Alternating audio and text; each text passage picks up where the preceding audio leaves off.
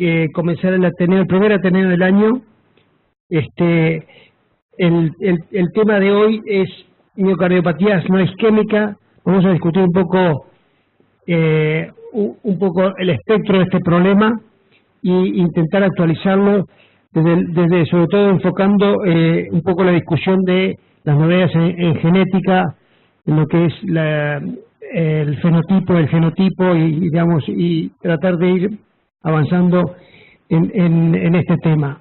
La idea es, bueno, se presentan casos clínicos, lo van a presentar Alejandro Stewart Harris, Andrea Rodríguez del Hospital Argerich y Cristian Busante del Sanatorio Quilla de Quilmes, ¿no es cierto? Bueno, entonces, largamos con vos, Andrea. Bueno, buenas noches. Mi nombre es Andrea.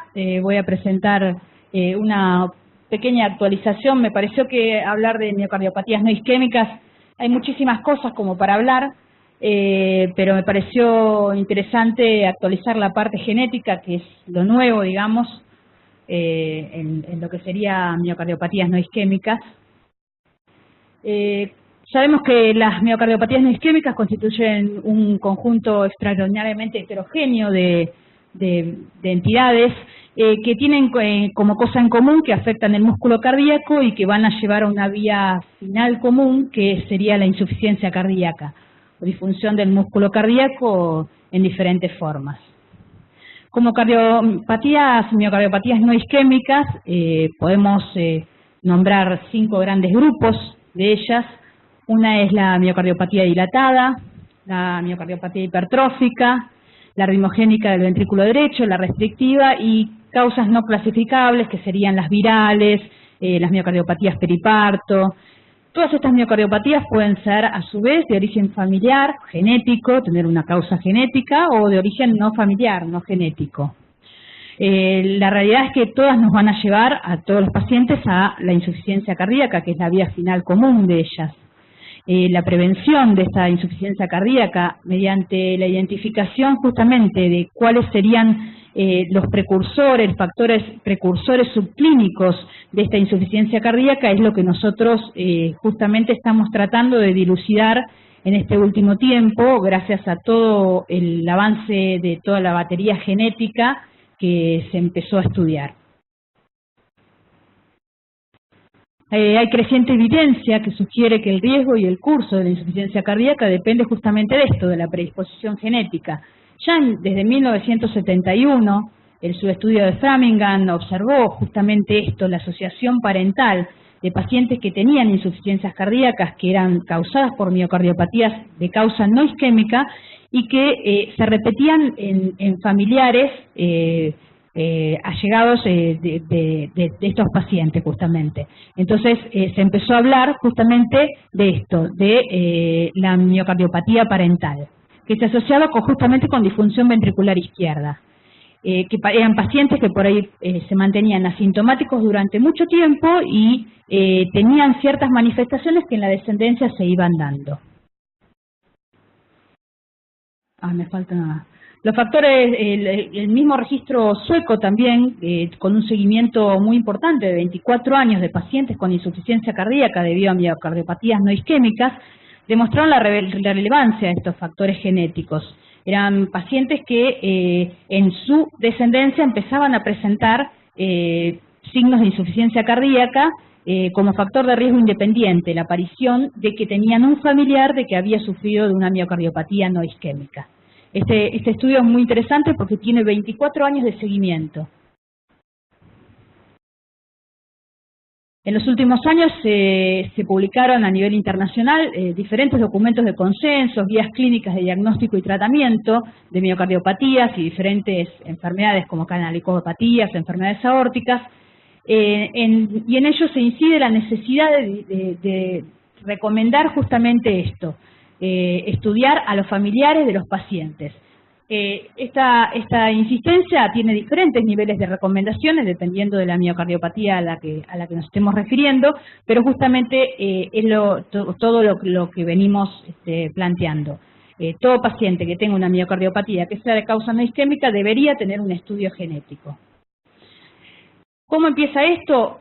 ¿Por qué? Porque antes el estudio genético era muy difícil de hacer. Uno estudiaba gen por gen y tenía que saber a qué gen apuntarlo, y el tiempo de entrega de la respuesta de los estudios era muy largo.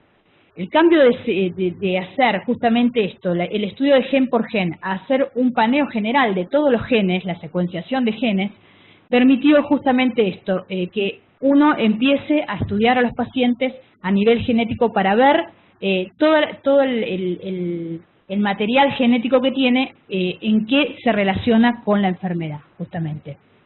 Esto provocó el estudiar el Next Generation Sequencing, que es justamente lo que dice ahí, que es la secuenciación de todos los genes en un panel central. Esto hizo que los tiempos de entrega de resultados y los costos sean menores, y por eso es que se empieza a insistir en el estudio genético.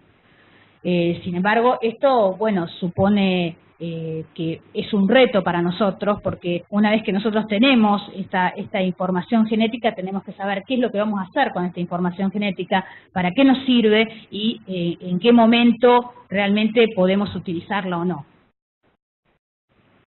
La contribución genética de la insuficiencia cardíaca, además, es muy heterogénea, es difícil de interpretar. Se describen diferentes patrones de herencia de esta insuficiencia cardíaca.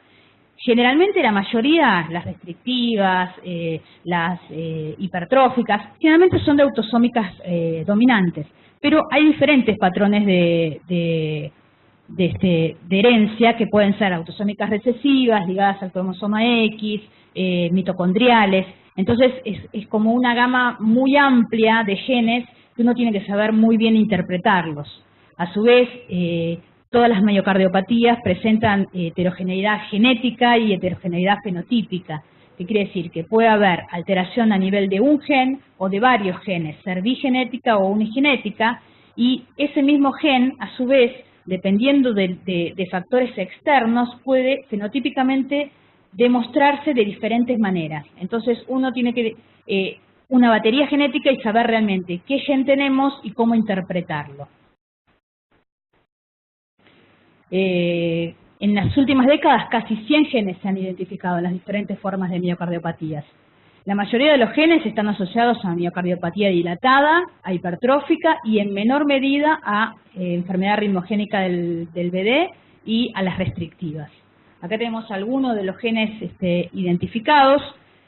Es muy difícil poder interpretar si ese gen se va a expresar o no. Nosotros cuando estudiamos un paciente, estudiamos a la progenie de ese paciente, podemos saber que tiene un gen que tiene que ver con la enfermedad de su descendencia. Pero no sabemos si ese gen se va a expresar y en qué momento se va a expresar. Entonces, todos los estudios hablan justamente de eso. Todo paciente que tiene una miocardiopatía, que no sea isquémica, debería tener un consejo genético, debería tener un estudio genético.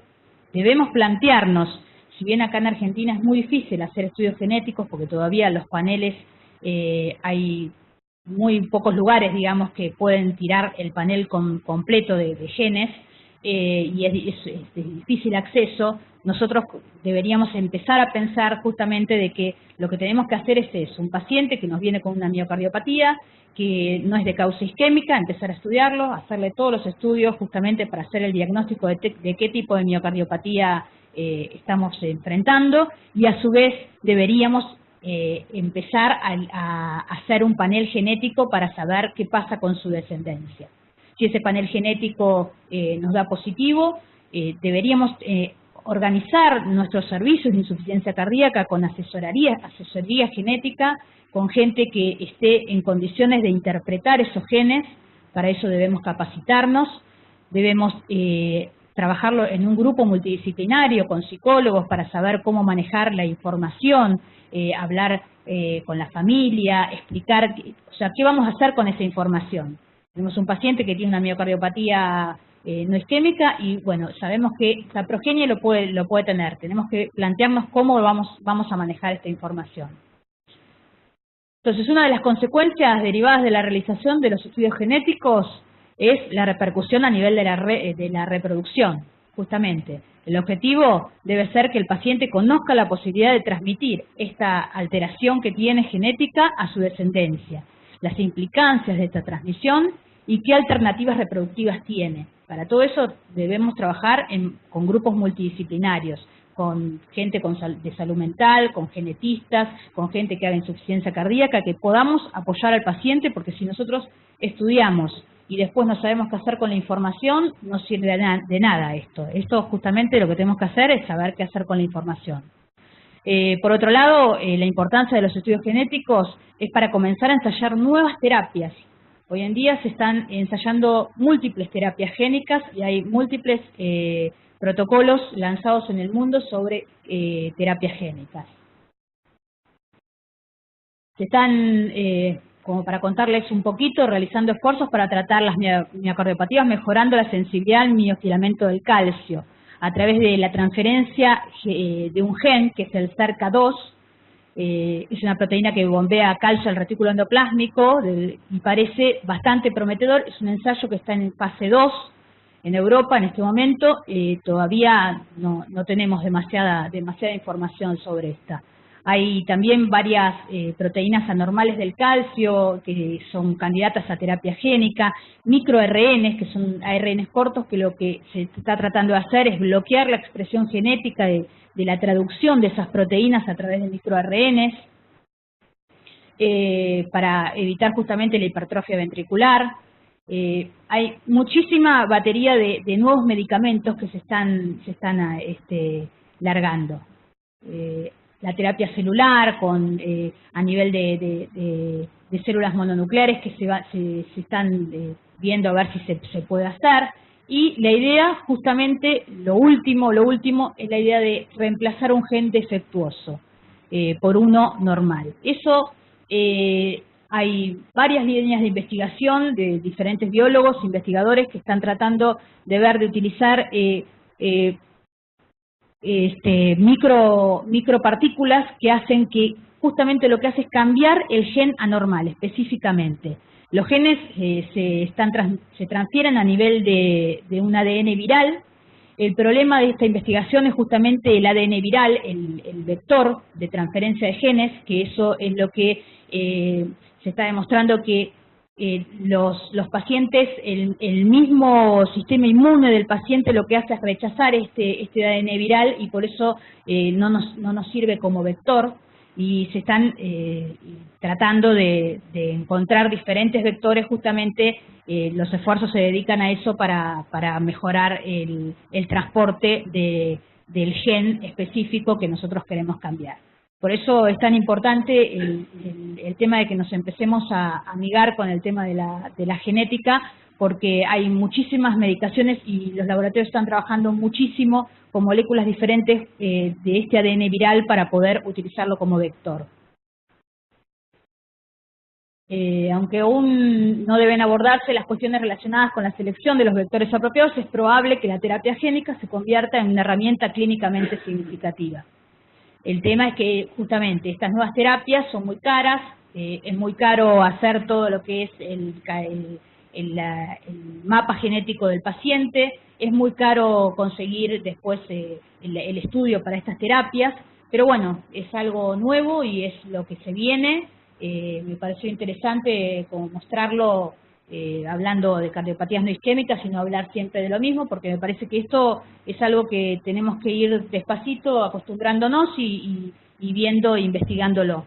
Es algo que con el tiempo después se va a transformar como un betabloqueante, como una estatina, tendrán los precios de esos, pero por ahora para nosotros no es accesible, pero tenemos que ir aprendiéndolos. Muchas gracias.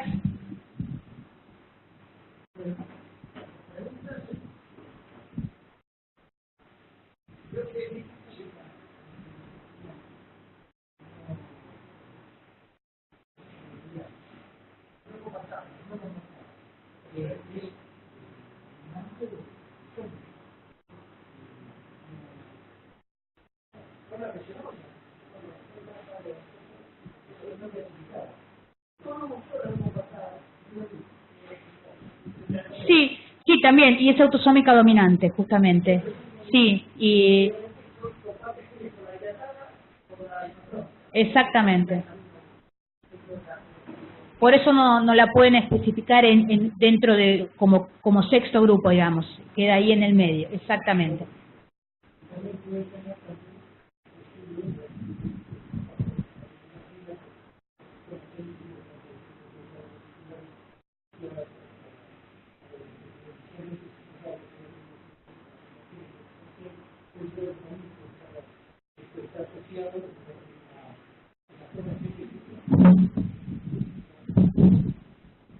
Como la taquicardia ventricular catecolaminérgica, que en este caso puede estar asociado, o lo común es que esta taquicardia ventricular esté como fenómeno genético aislado en un corazón sano, pero también puede estar en una miocardiopatía como el caso del miocardio no compacto. Nosotros en este momento en el hospital tenemos un caso clínico similar y el tratamiento precoz para este paciente sería toda la ablación de la simpaticectomía a nivel torácico para tratar de lograr la contención, como una de las terapias, aparte de la terapia eléctrica de protección.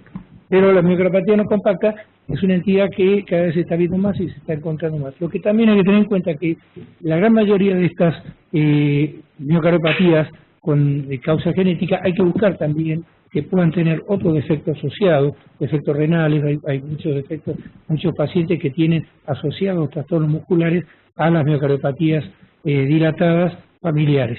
También es muy importante, desde una recomendación en uno de los primeros programas que mostró Andrea, es todo el proceso de las recomendaciones de primero, cuando uno aborda estos pacientes, ser muy minucioso de una historia clínica familiar.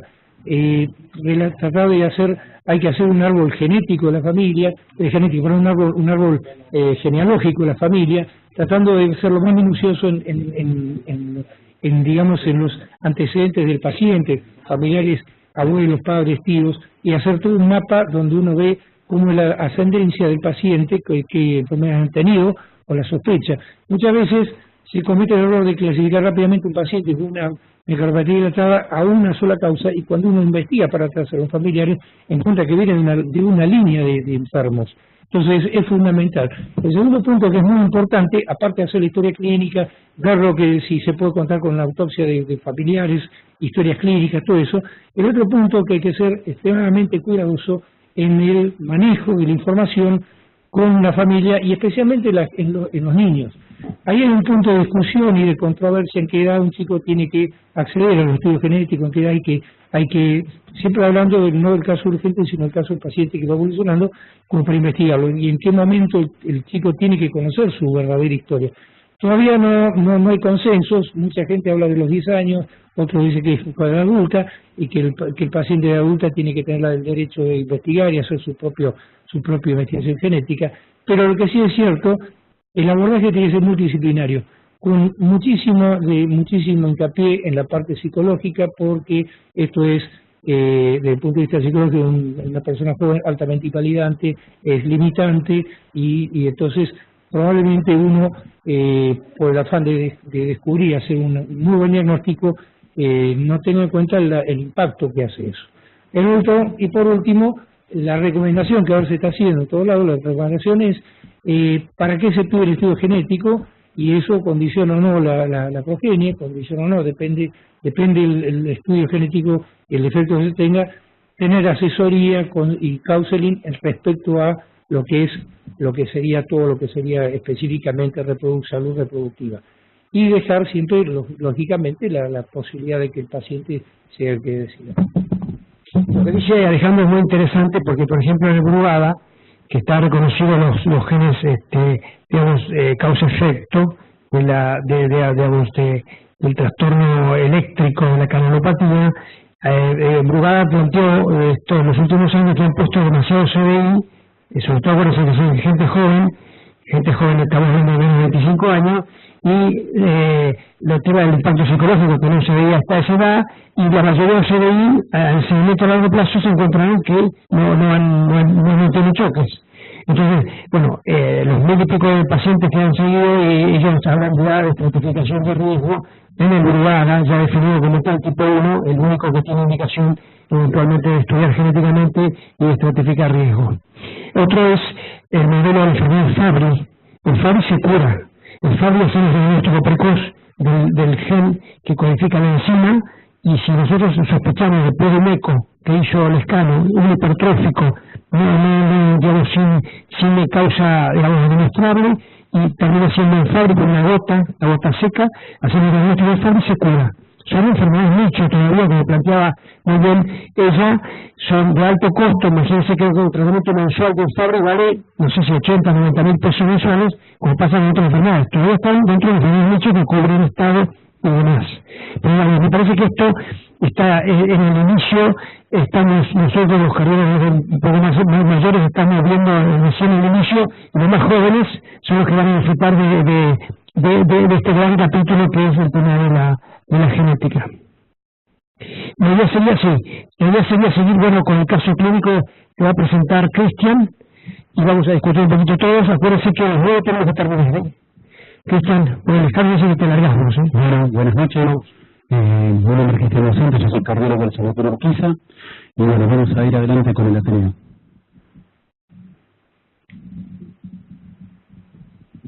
Bueno, esta es una paciente de 37 años, con antecedentes de colecistectomía, sobrepeso, primera gesta, sin complicaciones, Chagas negativo, HIV negativo, hepatitis C, hepatitis B negativos.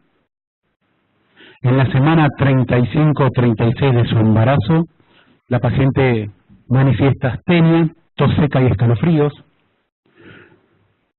No consulta sin ninguna relevancia para ella. En la semana 37, caminando, presenta disnea, que cuando se sienta en la casa se manifiesta disnea de reposo y comienza con tos seca.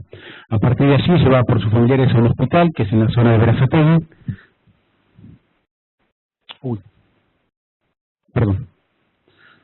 Donde ingresa con insuficiencia respiratoria, con cianosis distal, saturación 78%, aire ambiente, taquipneica. Consideraron que estaba en un edema agudo de pulmón con una tensión arterial de ingreso de 180 a 110. Allí en el hospital, en el servicio de emergencias, la intuban y le ponen una asistencia respiratoria mecánica, le administran diuréticos venosos endovenosos, nitroglicerinas, cefazolina y le realizan una cesárea de urgencia.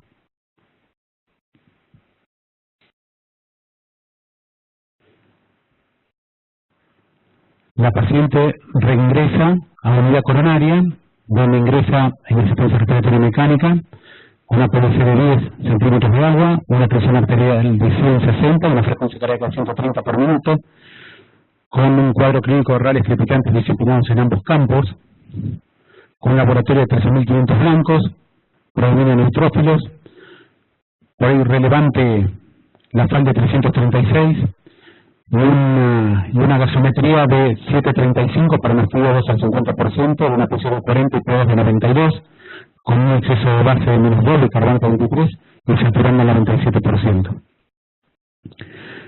Y una hipernatremia importante en ese momento, con hipocalemia. Le realiza una RQ de tórax, con un cardiotorácico aumentado e infiltrados arteriales difusos en ambos campos pulmonares. Este es el electro de la paciente al ingreso al hospital. ¿Comentarios? Adrián, ¿Lescano se fue?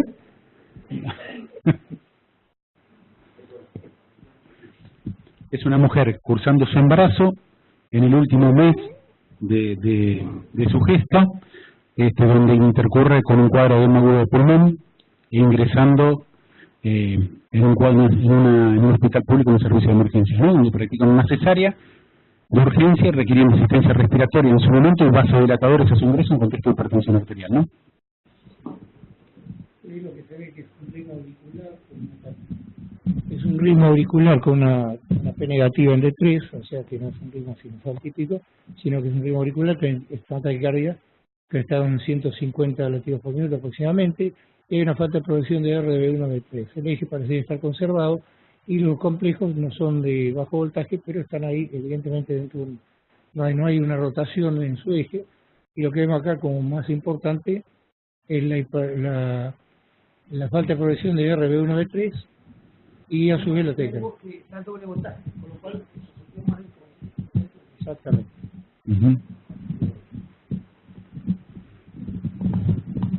¿Algo más?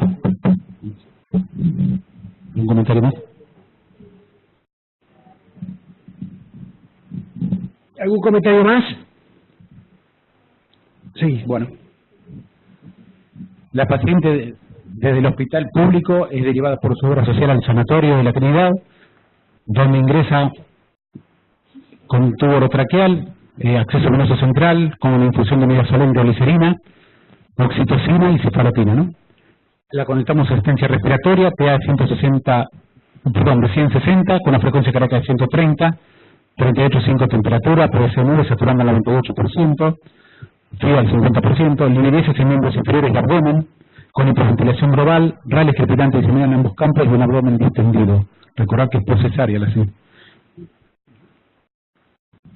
La paciente empeora su cuadro clínico, requiere asistencia respiratoria con frío al 90, frecuencia respiratoria 14, PV5, y la gasometría 745, CO2 de 35 con 235 de PO2, excreción base 2,2, bicarbonato 25, saturando al 99%, un láctico de 2,2, un hematocrito 32, coágulo normal, y blanco 27.300 en contexto de un postoperatorio inmediato.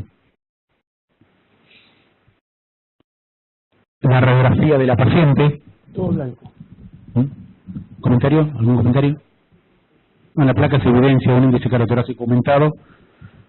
Igual está hecho en la cama, ¿no? Sí, claro, claro. Hay que recordar que la paciente, ahí se ve el tubo orotraqueal. Por el índice de Upierda no, pero es una, obviamente 4 cuadrantes de estrés respiratorio, ¿no? Exactamente. Exactamente.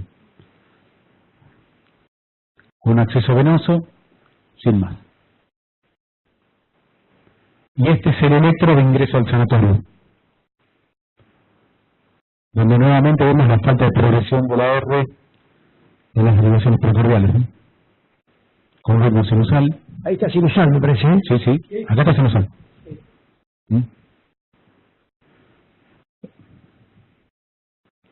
Se ve la Tiene bajo voltaje, tiene bajo voltaje, perdón, frontal, tiene bajo voltaje claramente, ¿no? Así es. ¿Dónde estamos?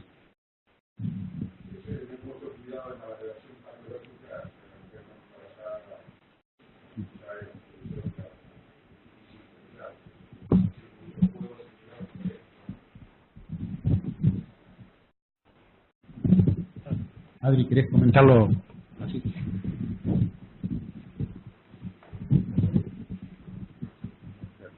No, la interpretación del voltaje del eje en contexto de embarazo hay que tomarlo con mucho cuidado, considerando que esta mujer justamente con su gestación, embarazo casi a término, lo que es la distribución, hablar de los voltajes es dificultoso por la interpretación y no siempre asignarlo patológicamente, y va haciendo un poquito de juego semiológico desde el electro con esos datos. La verdad que a mí el electro no me dice mucha información pensando inicialmente en algún tipo de miocardiopatía. Claro. Ya, digamos, como que es necesaria ya.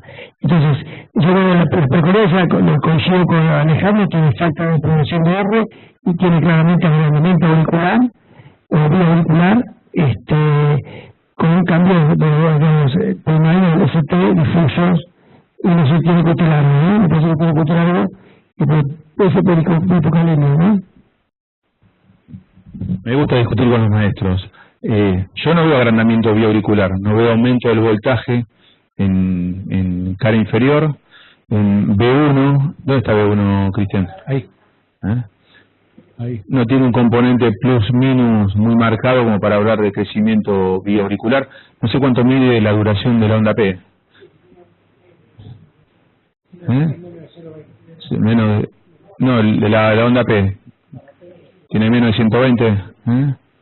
Ahí, digamos, no me cuesta poner el sello. Y después lo que es la progresión de R en cara anterior, es muy difícil interpretarlo. Digo, vuelvo al concepto, es muy difícil interpretarlo, y quizás uno de los mayores errores que tenemos en el diagnóstico de asegurar miocardiopatía con esto. Te disculpo. Disculpame, esto es B1, B2, B3, B4, no tenés una R prácticamente todo en primario. Recién en B5 tenés una R en crecimiento, B5, B6. Porque en realidad el electro es así cruzado, no sé cómo ahora se en Trinidad sí tienen otros estándares, pero es cruzado, ¿no? Pero no nos olvidemos que esta señora Claro, estuvo embarazada y tiene unas mamas, debe tener unas mamas importantes. Hay que ver dónde se pusieron los chupetes, ¿no? No. ¿Por qué no tenía? No sé, bueno. La vida. Bueno, eso es a favor de lo que están diciendo, pero si no, si en las embarazadas Sí, no es bastante complicado ponerle los chupetes y tener un... Claro, sí, es cierto. Es cierto. Bueno, y el electro es así porque son tiras pegadas en papel y daban las constancias. Ah, está bien. Pero que quería mostrar que la interpretación es así. Claro. Es así cruzada. Sí, sí. Dale. Bueno, se le hace un ecocardiograma en la cama del paciente, donde, bueno, nos muestra un diámetro diastólico de 50, un septum de 10 y una hipoquinesia global a promedio intraposterior y septal posterior con una fracción de eyección de 25, con función sistólica de leve a moderada. Luego se evaluó, bueno, la válvula mitral, está muy rápido la paciente. El tema es que la paciente, de haber estado con nitroglicerina, pasa a estar hipotensa, 83-68. Perdón, el profesor del eco, ¿a alguien le pedías otra cosa al eco? ¿Alguna otra información? Si es factible. ¿Se fue bien? No. No, digo, y ahí podemos jugar un poquito con la interpretación antes de llegar al diagnóstico, ¿no? Digo, pensando obviamente y analizando el caso clínico, y obviamente siempre uno interpreta del conjunto de variables que tiene para hacer un diagnóstico definitivo, pero los pacientes no vienen con un título patológico. Digo, si a mí me muestran una paciente embarazada y en el título me dicen trastorno en la motilidad inferior-posterior y septal posterior, yo por qué no puedo pensar en una disección coronaria también, digo, ya empezando a jugar con lo que son los algoritmos diagnósticos en los pacientes. Digo, más allá de diferentes entidades que pueden cursar con disfunción ventricular asociado a lo que es el proceso de periparto. Es francamente marcado el deterioro de la función ventricular, somativamente no está dilatada, lo cual necesitaría más es algún tipo de patología. El ventrículo derecho también tiene algún compromiso. Y la interpretación que me decías, Alfredo, sobre, probablemente apuntabas a las variables hemodinámicas no invasivas, creo que es muy dificultoso manejándonos con una frecuencia cardíaca de 130 latidos por minuto, por lo tanto, tanto el flujo transmitral, que probablemente a esa frecuencia debe tener un flujo monofásico, como la relación prima, incluso lo que es la observación de vena cava, me parece que es muy dificultoso en un paciente que está a 130 latidos por minuto, por lo tanto creo que pierde un poco de valor y correlación la hemodinámica no invasiva que uno puede obtener desde el ecocardiograma. La presión pulmonar, ¿no? Digo, la valoración de la presión pulmonar, así con esta situación hemodinámica también es dificultoso, ¿no? Sí. Sí, más allá de la dificultad técnica es la interpretación, ¿no? Porque cuántas de estas variables es artificial teniendo un paciente a 130 latidos por minuto. Y muchas veces también lo vemos desde el punto de vista de la frecuencia cardíaca, donde subestimamos la fracción de eyección por un fenómeno de observación óptica de pacientes que están a 130, 140 por minuto, solo mucho más en fibrilación auricular, ¿no? Cuando uno baja la frecuencia cardíaca, el paciente realmente tenía mucha mejor fracción de eyección de lo que estábamos estimando, así que es muy difícil la estimación de los conceptos con estos datos. ¿Alguna parte más? ¿Tenías una válvula aórtica de bajo gasto? Es lo que los datos recopilados de la historia clínica son esto con un equipo portátil, que no podías ni imprimir imágenes. No podemos tomar imágenes. Se hizo a la cabecera del paciente. Esto es el día 12 de diciembre. Las fechas son importantes ya. Esto es del día que ingresó la paciente. El tema es que la paciente pasó de estar con vasodilatadores a presentar hipotensión arterial. Una PSD8, se realizó expansión que no tuvo la respuesta esperada, por lo tanto en este contexto esta fracción de eyección se inició infusión de la glutamina y se agregó noradrenalina, llevando a una dosis de 0,7 gamas para mantener una tensión arterial adecuada, y se colocó un catéter de Swan-Ganz en contexto ya de inotrópicos y vasopresores. El catéter en Swan-Ganz nos informa un índice cardíaco de 4,3, un volumen minuto de 7,5, resistencias sistémicas de 879 y pulmonar de 53, con un índice de trabajo del ventrículo izquierdo de 35 y del ventrículo derecho de 7, volumen sistólico de 62, una capilar pulmonar de 16 y una aurícula derecha de 8. En contexto de una frecuencia cardíaca de 122 por minuto y una saturación venosa central de 77. ¿Comentario? ¿Algún comentario?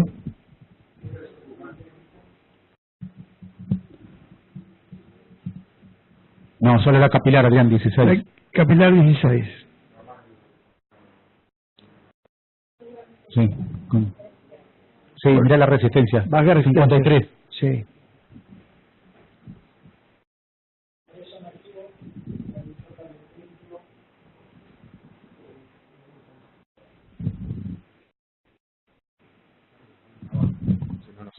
Acordate que este SWAN es en contexto de la medicación, ¿eh? No es antes de la medicación. No, es claro eso. Claro. Porque No, que el SWAN lo pusimos y las mediciones son en contexto de una paciente que ya recibía droga. No es... No, en eso estamos de acuerdo. Sí. Lo que quizás lo que voy a decir es incorrecto, interpretar un monitoreo hemodinámico en función de las drogas que tiene. Pero tiene casi una gama de noradrenalina y a pesar de la alta dosis de vasopresor tenés 4,3 de índice. Sí. No es un monitoreo típico de un shock cardiogénico, ¿no? Con poca dosis de butamina y altísima dosis de nora tenés 4,3 de índice, 77 de saturación venosa central. Sí. Llama un poco la atención, no tenés valor de presión pulmonar, pero por las resistencias uno asume que son bajas, baja capilar pulmonar, digamos, es un monitoreo que por lo menos para mí, para un shock cardiogénico es bastante atípico. Así, exacto. Sí, uno desde el punto de vista hemodinámico no podría hablar de shock cardiogénico en esta condición. Exacto. Digo, tenés un índice cardíaco demasiado normal. Si bien uno tiene el contexto del embarazo, la gestación, cuánto tiempo es hecho después, recordemos que en lo que es periparto se genera vasodilatación y además continúa todo el fenómeno de hiperflujo por hiperdinamia, pero independientemente de eso, acá hay un dato que no me cierra en lo que es índice cardíaco 4,3 con una fracción de eyección de 25%, ¿no? Que bueno, no me cierra porque no nos cierran los pacientes muchas veces en estas condiciones. Sí.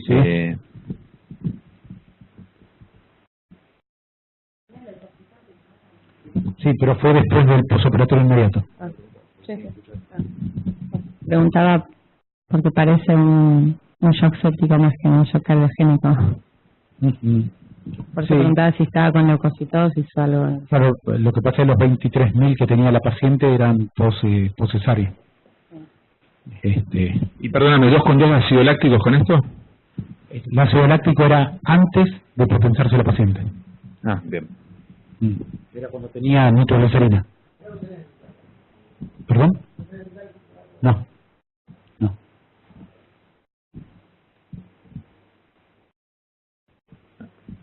Ecocardiograma del día 13 y otro que se le hace el día 14, con dobutamina y noradrenalina.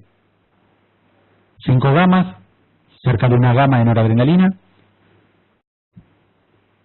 con un diámetro diastólico del ventrículo izquierdo de 59 y un diámetro sistólico del ventrículo izquierdo de 48 y una fracción de eyección de 35, que aquí habla de hipoquinesia global, no habla de regionalidad puntual, una ventrícula izquierda dilatada leve y cada derecha con volúmenes conservados. En el Doppler no hay flujos regurgitantes.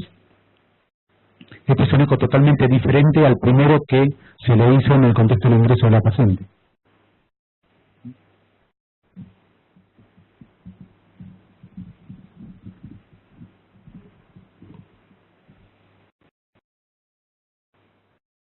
La paciente evoluciona en forma favorable, se desteta de la noradrenalina, continúa con la dobutamina, se extuba el día 16, con dobutamina 5 gamas, la paciente tiene tendencia a la hipertensión, inicia nitroglicerina, con balance negativo, se logra sacar el respirador. Se realiza una gasometría con cánula nasal, 3 litros, con un pH de 7,52, PFO2 de 30, PO2 de 93, exobase 2,3, bicarbonato 25, saturación de 98. Esto es un control en la posextubación de la paciente.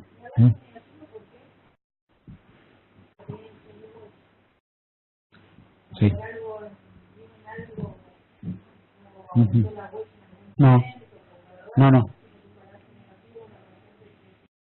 Mirá, el Swan-Ganz, estamos en el día 13, ¿no? Esto es el 16.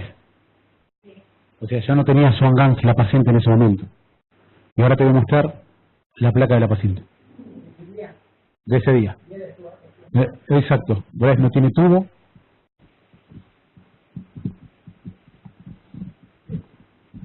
Parece una placa penetrada, pero igual viene todavía congestión. Tiene congestión, claramente, ¿no? impresiona una evolución, digamos, relativamente, bueno, perdón, ¿no? Relativamente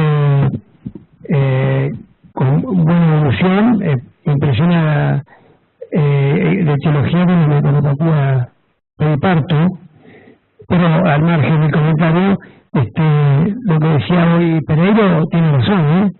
La verdad es que no le puedo creer a un suano de West esta placa. Sí, pero aparte yo te puse... O sea, me cuesta creerle, o sea, primero, sin ver la placa, todo bien, puedo creerle el SWAN y todo, nos daba un shock con volumen minuto alto, con una Wesh de 16, con una paciente que había requerido expansión en un primer momento, porque creo que tenía al principio 10 de PVC, y se le hace, bueno, aparte de los vasopresores inotrópicos, la paciente se la estuva con una placa que impresionaría congestiva. Hay que ver, las placas con los pacientes respirados y en la cama son bastante complejas, y que le hicieron balance negativo. O sea, o le creo a la clínica o le creo al SWAN, y sabemos que el SWAN, si no está bien colocado y bien medido, también nos da mediciones sumamente erróneas, con un índice de trabajo de BI de 37, 35 y un BD de 7. O sea, las mediciones hemodinámicas no tienen mucho que ver con la clínica que están tratando. Yo pongo un punto más de controversia. ¿Por qué dudamos de la hemodinamia y no dudamos de la interpretación de la placa? Una paciente acostada con derrame pleural bilateral, que seguramente en esa condición uno pierde lo que es la valoración diagnóstico diciendo presión Wedge alta o no, y probablemente con algo de injuria pulmonar, solamente por los vasoconstrictores y la dosis que llegaste a tener. El pulmón también, así como el riñón, así como el resto de las vísceras, debe tener un grado de injuria pulmonar asociada. Digo porque, no sé si recuerdan, el registro de Boston en lo que es la predicción y la variabilidad interobservador para hacer el diagnóstico de insuficiencia cardíaca de la placa de tórax estaba por debajo de 0.6, Yo, por más que estoy en la vereda muy opuesta del valor que uno da a la placa para el seguimiento de los pacientes con insuficiencia cardíaca, esto no pasa en la práctica cotidiana. Uno muchas veces toma conducta de la placa de tórax desde la evolución.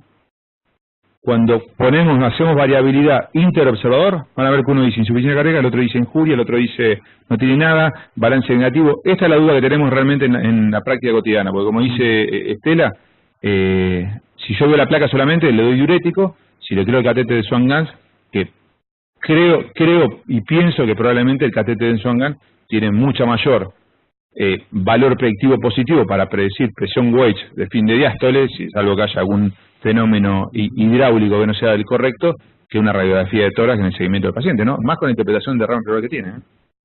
En este momento, con esta placa, la variable es, armando el cuadrante Stevenson, ¿qué presión manejaba?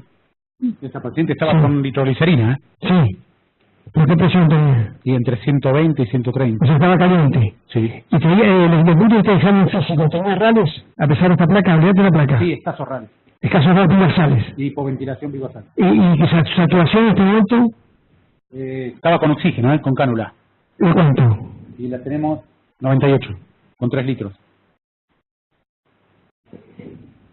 No. Ya no estaba más taquicárdica. No tengo frecuencias menos, ¿no? Sí. Entonces el cuadrante Stevenson viendo en mi casa ahora, en esta evolución. Bien, caliente y seca. Caliente y seca, Sí. ¿no?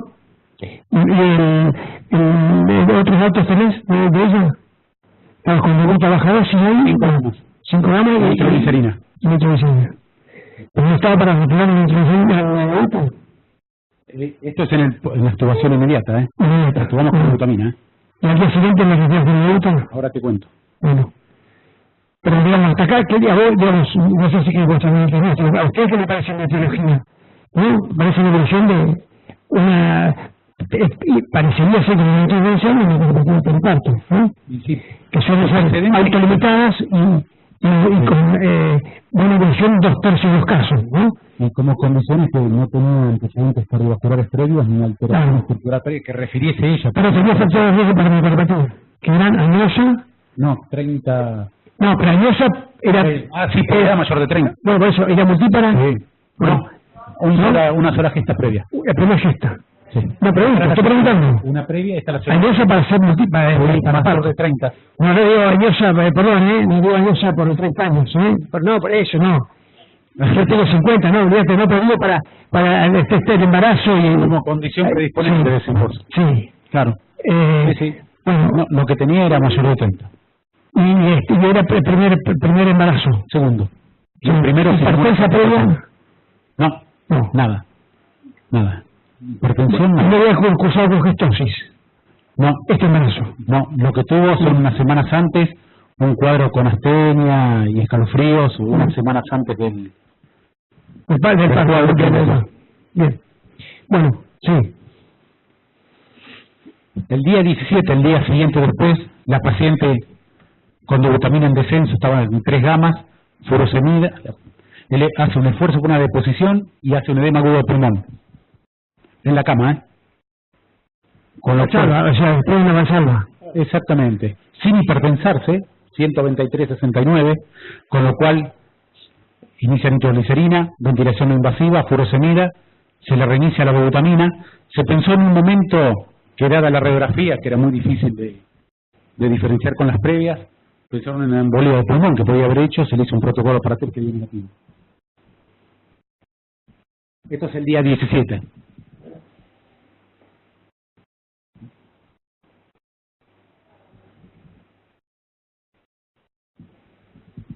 Ya la paciente, esto es un laboratorio que se le pidió durante la internación, no tiene que ver al final, pero bueno, se le pidió en búsquedas de posibles causal, como podía ser una miocarditis, dado que había tenido escalofríos y astenia unas semanas previas. Se hizo un perfil tiroideo que fue normal. Epstein-Barr, citomegalovirus nos dio positivo a la inmunidad G y la inmunidad M, el único que nos encontraba una PCR de 22, Coxsackie negativo, antidenina negativo, FAN negativo.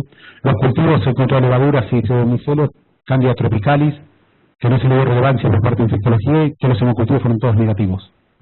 O sea, no agregaba nada toda la información de ese panel serológico. Exactamente. ¿Alguna otra cosa se le podemos haber hecho del laboratorio? ¿Algo más del laboratorio? Troponina o BNP no tenés, ¿no? No. BNP no, lamentablemente. Ahora sí hay, pero en esos años no.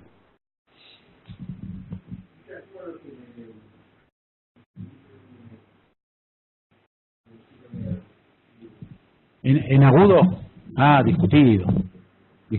Yo esto lo hablé con el infectólogo porque pensé que podía estar cursando en este momento vertigo, pero él no le dio ninguna relevancia a eso. Me dijo que era muy difícil decir que el paciente esté ahora cursando eso. Dijo, yo lo marqué porque es la única IgM que tenemos positiva.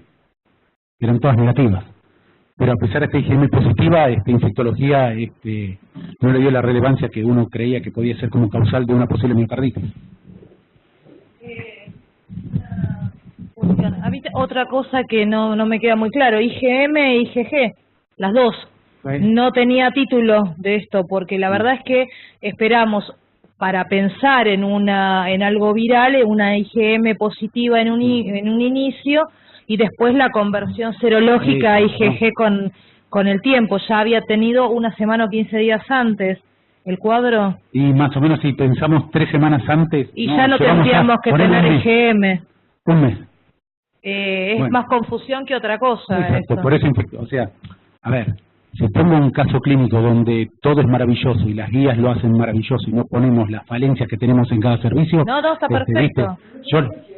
Claro, sí, pero bueno, pasa esto, viste, que uno te presta la confusión esto. Pero eso nos pasa a todos todo el tiempo. Por eso pongo todas estas cosas que son las cosas que nos pasan a diario en los diferentes lugares, ¿no? Y bueno, sí. Pero bueno, esto es un poco que lo consulté con el infectólogo.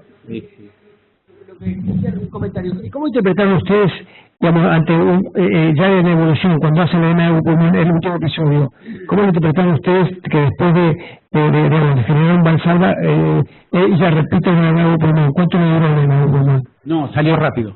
O sea que... No requirió ni siquiera asistencia respiratoria. Porque 2, 3 horas, 4 horas. Que salió rápido con que le agregaron furosemida, ¿qué le hicieron? Nitroglicerina, furosemida, y la dobutamina que estaba en 2 gamas se reabrió a 5 gamas otra vez. ¿Y eso fue en 12 horas se revirtió? Más o menos, sí. No requirió asistencia. ¿La interpretación qué fue? Creo que Yo lo interpretaría sí, claro, pero claro, en contexto de hipertensión. Claro, por eso, porque en un momento de poscarga transitoria en un ventrículo que está en vía de recuperación, quizás digamos, la llevó, porque los balances venían siendo negativos neutros, ¿no? Siempre. Claro, sí. En un ventrículo que está en vía de recuperación, como puede ser estas miocarditis autoinmunes, que digamos, es una miocarditis autoinmune, es una forma del periparto, ¿no? Puede serlo también. ¿Cómo no? Bueno, tenemos 10 minutos para cerrar, ¿eh? Bueno. Vale. Avanzo. Bueno, la cosa es que la paciente evolucionó en forma favorable y se fue de alta a su hogar con medicación vía oral. Se fue con carvedilol, muy bajas dosis, 3,125 cada 12 horas, enalapril 2,5 cada 12 horas, espironolactona 12,5 cada 12 horas, 12,5 días, y se fue anticoagulada. ¿Por qué anticoagulación? Bueno, ahí viene la discusión. ¿Alguna opinión sobre eso? ¿Qué criterio de medicación tenía de anticoagulación? Bueno, según para la miocardiopatía, sospecho de miocardiopatía por infarto, que es lo que creímos nosotros que tenía la paciente. ¿Tenés el eco de alta? No, tengo hasta ese, no tengo de alta. ¿Y el segmento? Resonancia. Ah. Acá. ¿Cuánto tiempo después? Ella, acuérdense de esto, si ella esto fue en diciembre. Sí. Más o menos habrá ido. Navidad la pasó en el sanatorio, así que se fue antes de Año Nuevo.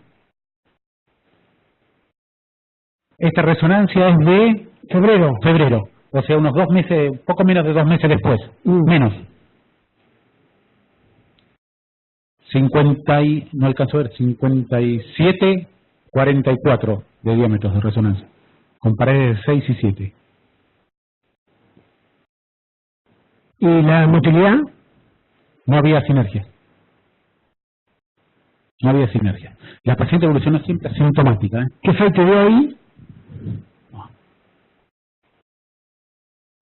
Acá menor de 40 tenía.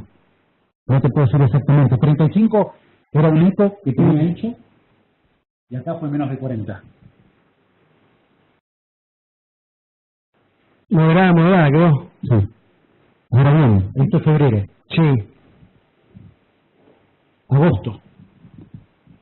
Agosto del 2011, año siguiente. Le piden en forma ambulatoria una cámara gamma, fracción de eyección 40. Teniendo en cuenta que este método sobreestima, ¿no? Contra el eco, ¿no? Sí. Y hay 3 métodos diferentes. Sí, ¿no? claro. Puede seguir continuando con 3 métodos diferentes. ¿Y algún comentario de la motilidad del gatillado? ¿Perfusión normal? Sí, perfusión normal. No había comentarios de si tenía isquemia en parches. No, nada. La resonancia no la tenía, ¿eh? No la tenía. No había ni isquemia, no había real. No había real perdido. Igual hay que acordarse que estamos haciendo 2 meses y un poco más después del inicio, ¿no? Sí. La cosa es que la mujer después evoluciona una ya después ecografía cardíaca ya con función normal al año.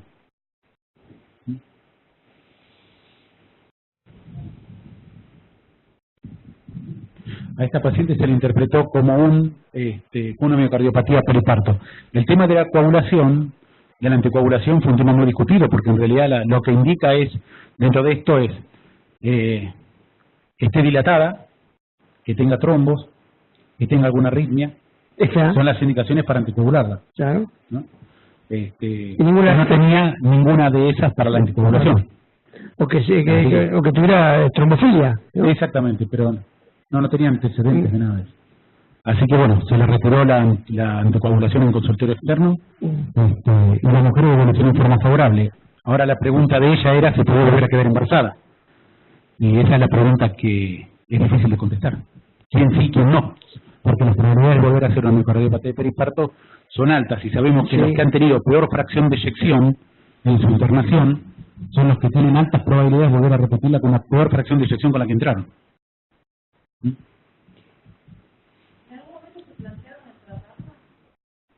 No. Para decirle bromocriptina o al lado, sí. No. la literatura también plantea que estos pacientes, que yo recuerde, a veces pasa que, digamos, si cambias de marido, no te rías, por el tema del RH, el riesgo de volver a repetir una miocardiopatía de periparto, que todo inmunológico, baja a la mitad el riesgo. No, mira vos. O sea que tiene que ver el tema de, digamos... Por un tema genético. Es más, está descrito en esto, en algunas poblaciones, que pasa de abuelas a hijas, a madres, madres a hijas. No se ve con frecuencia, pero sí se ve una descendencia, ¿viste? Una descendencia familiar. Claro. Lo que pasa es que realmente no se sabe cuál es la verdadera causa de esto. No. Hay tantas hipótesis. Sí. Tiene que ver el embarazo, tiene que ver el mecanismo autoinmune. Es lo más fuerte, pero el tema es, sin duda es una de las miocardopatías, digamos, de causa reversible. 2/3 son autolimitadas y más o menos un 20% sigue su evolución, de su mala evolución, o sea, a su historia de miocardiopatía dilatada, y si me llega acá, digamos, si recupera la función ventricular, el riesgo per se sigue siendo 2 a 3 veces si ella se vuelve a embarazar. Yo hoy creo que si tengo a esta mujer, hubiese probado a hacerle bromocriptina.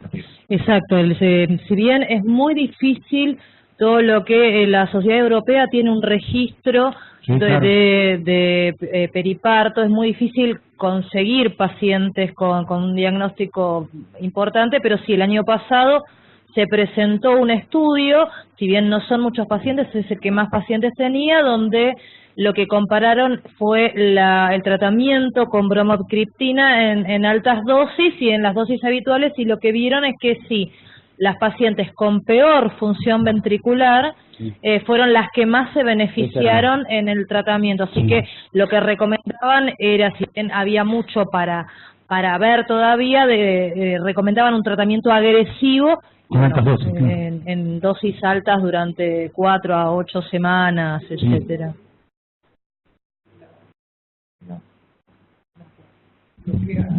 ¿Cuál sería el mecanismo de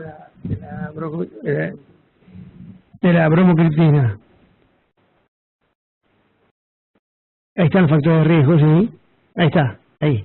A ver. Ahí está. El tema aquí es que, bueno, aquí lo que se dice que hay es que, bueno, el estimulante de el regulador de la transcriptita, que es así, que lo vemos con el número 3, lo que actúa es sobre la prolactina, transformándola a su peso, pasando de 53 kilodalton a 16. Esta es la que se encarga de actuar en la regulación de los radicales libres. Esta lo que hace es inhibir a esta transcriptita y a la magnesio sodio dismutasa. Con lo cual esta magnesio sodio dismutasa lo que hace es barrer los radicales libres de la mitocondria. Por lo cual predominarían un exceso de radicales libres, con lo cual habría aumento de la apoptosis, inflamación, alteración del metabolismo, vasoconstricción. Esta es una hipótesis. La bromocriptina actuaría a nivel inhibiendo la producción de prolactina. Igual que la carbagolina. La paciente mejora la función ventricular. Está tratada como una miocardiopatía dilatada. ¿Le sacan o no le sacan el tratamiento? Porque yo tengo una señora así desde hace 14 años, porque tiene la misma edad que mi hija, la hija de ella, y la verdad es que recuperó función ventricular, no llegó a 60, pero a mí me da... Bueno, yo te cuento... Sacarle el Anapril y el Carvedilol. Yo la vi un año a esta mujer, después yo dejé de hacer consultora en el sanatorio y no la volví a ver. Pero a la paciente le saqué la espirulactona, por supuesto el hematólogo le sacó con justa razón la anticoagulación y quedó con el Carvedilol y el Anapril. En una dosis mínima de 2,5 y 2,5, no siendo hipertensa. Por eso no podemos ponerle una dosis más alta de enalapril a su alta, porque recordamos que estando de alta con 40 de fracción de eyección, que ya pasado un tiempo la paciente tenía esta dosis baja de enalapril y carvedilol. A mí me pasó lo mismo también, saqué la espironolactona por el tema de la fracción de eyección que había recuperado, pero 40 y algo quedó, y hace, 14 años que la veo y yo no me animo a sacarle ni el enalapril ni el carvedilol. Sí. Yo creo que en estos pacientes que están mostrando un remodelador reverso de su patología, su dilatación, si uno hace el tratamiento integral, no solo con drogas, sino también con rehabilitación cardiovascular, y logrando que recupere diámetros ventriculares normales, una fracción de eyección normal, un eco, digamos, normal. Creo que se puede ir probando, sacar la medicación, hacer un seguimiento primero bien ajustado, y en estos pacientes que son jóvenes, porque son mujeres jóvenes, que si quedan sin secuela evidente por eco, que es el método que creo que es más útil y más dinámico para no agredir a la persona, a la paciente, creo que se puede ir sacando progresivamente las drogas. Y en algunos pacientes yo creo que podrían estar libres de drogas y estar bien. Eso es normal. Sí, exacto. Recuperar fracción de eyección. Lo que se ve, y es más, la consulta es porque la verdad que no hay guías de qué hacer cuando recuperan la fracción de eyección a lo que tenían en un inicio, pero nunca llegan a tener la mayor parte no llegan a tener una fracción de eyección normal. Sí, el tema es que si uno asume que el beneficio viene por el lado de la medicación, el tema es cuando se lo saco, ¿qué pasa con ese beneficio que viene dando? ¿Le corto ese círculo vicioso? Ahí es el tema. Yo lo que planteo es trabajar no solo con drogas, sino también con rehabilitación. Fracción de eyección normal, el otro elemento que tenemos es consumo de oxígeno. Si tiene un buen consumo de oxígeno, fracción de eyección normal, una capacidad de trabajo adecuada, creo que podemos intentar sacarlo. Total, si la paciente tiene algún signo de deterioro precoz, hace un seguimiento estricto, se le puede volver a instalar. Lo que yo creo que hay que tratar de rehabilitar en estos pacientes, rehabilitarlos al máximo como para tratar de dejarlos libres de droga. Claro. Si se puede lograr, yo creo que hay que intentar. Sí, yo creo que como tantas cosas en medicina no tenemos una respuesta clara, y tampoco la medicina basada en evidencia nos va a aseverar, incluso con las dudas que tenemos en la medicina basada en evidencia, cómo tratar a este grupo de pacientes. Es difícil interpretar cuánto de esto tiene que ver con lo farmacológico o no, cuánto tiene que ver con el bloqueo neurohormonal o no, cuánto de esto es recuperación espontánea del paciente. La verdad que una condición tan grave donde yo optimicé y llevé la función ventricular a un contexto normal me parece muy discutible, salvo que yo tenga francamente una anoxia muy clara, que fue muy transitoria, y después el paciente, estoy absolutamente seguro de que quedó sin esa anoxia. No hay respuesta, hay su análisis, el registro, el optimizado con el tratamiento farmacológico, algún dato de evidencia, pero también hay muchos factores confundidos al respecto. Yo la verdad que prefiero dejarlos medicados a los pacientes, en este caso hubiese hecho prácticamente lo mismo que hicieron, lo hubiese suspendido la espironolactona, lo hubiese dejado anticoagulado, después hubiese dejado el mismo tratamiento, a costa, de verdad, como dice Alejandro, ser una paciente joven que durante mucho tiempo tiene que recibir IECA y beta bloqueante. Pero creo que globalmente en los pacientes que he tenido con esta condición, la mayoría hoy en día lo dejo tratado, porque también he aprendido al revés, ¿no? Cuando alguno optimizado lo he tratado y le he suspendido la medicación hace años, cómo los pacientes han decaído en lo que es la función ventricular, así que, pero creo que no hay una respuesta clara. Sí. Mirá, Alfredo, espera que quiero... Sí, este es el uno de bromocriptina, un trabajo de cómo varía la mortalidad de los pacientes, de los que reciben bromocriptina y quienes no la reciben. Esto es un poco de lo que decía Estela. Si bien es un trabajo con pocos pacientes, pero bueno, vemos una diferencia notable en lo que es la mortalidad. Y quiero poner el tema de la antipoblación, este último. Que tenga eventos embólicos, dilatación de cavidades cardíacas, disminución de la fracción de eyección, incremento de los factores. ¿En qué contexto? Bueno, hasta aquí. Bueno, Cristian, muchas gracias. ¿Algún otro comentario? El tema del remodelado reverso es uno de los temas abiertos, inclusive en las últimas días.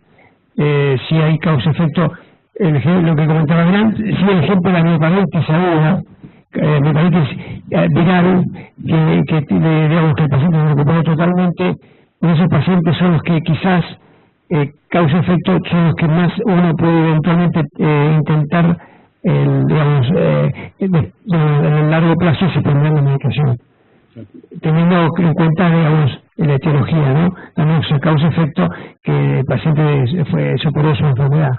Estela puede ser uno de los registros que vos decías. Claro. Claro.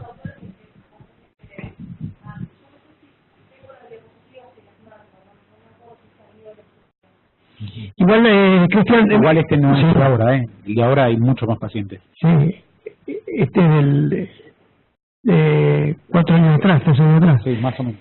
Bueno, sí, Sí, Claro, estos bueno, muchas gracias, Cristian, gracias a todos. Quería comentarle que estos Ateneos creo que quedan en la web, con lo cual podemos acceder digamos, a la presentación y a las diapositivas. Y en la medida que se puedan, digamos, que no se han pasado, pasemos el lugar, el power al Consejo. Sí, por supuesto. ¿De acuerdo? Bueno, el próximo Ateneo es en mayo. ¿Qué día dijimos? El 10 de mayo. Bueno, les dejo a todos, nos vemos el 10 de mayo a las 7 de la tarde. Sí, 18:30.